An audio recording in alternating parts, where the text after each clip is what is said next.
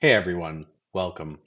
This educational video series is going to help you and your team build a better security policy and strategy. There are 5 business processes that are aligned to 15 security practices. I understand it sounds like a lot, but when you effectively align them, your organization will have a more clear understanding of what to do and what to do when something goes wrong. The first business function that we're going to talk about is governance. Then we're going to move into design, implementation, verification, and operations. We're going to use this tool on the screen to convey relations and information about what we're doing. So through this process, your team will be able to identify, protect, detect, respond, and recover to your organization's process while using the computer system.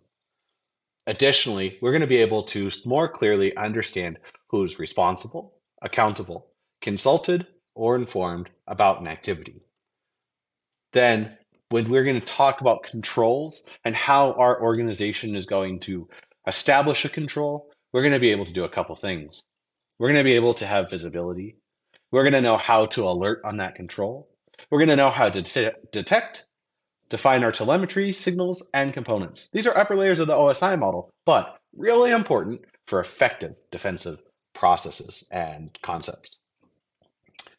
And additionally, we'll understand how to work with specialty areas inside of the security framework, right?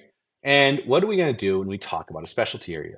Through this process, you'll be able to define work roles, work role descriptions, assign a work role ID to leverage automation, right? And you'll be able to understand the knowledge, skills, and abilities required for someone to do that work. And you can more effectively have conversations and understand if that work is appropriate for the individual that's going to be assigned the work. So we're going to close out of that. We're going to come back here and we're going to talk about the ability, once we start a good governance process, to define the phases, right? Here, we're going to leverage consequence-driven, cyber-informed engineering, and your team is going to better use large systems to communicate effectively and get the work done on time. In phase one, we're going to talk about events, cyber events, and we're going to work on a score. This is appropriate to your organization. In phase two, we're going to define our information gathering, system diagrams, team interviews, and manuals.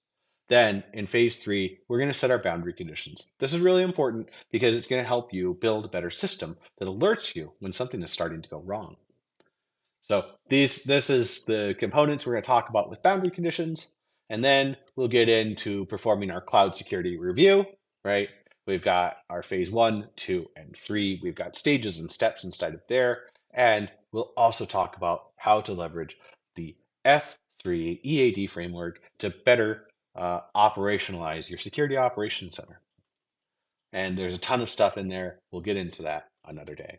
So to recap on what we talked about, right? We want our organization to be able to do these things and do them well. There's 5 business processes that you need to be aware of. Their governance, design, implementation, verification, and operations. I hope you found this useful, and we'll see you again.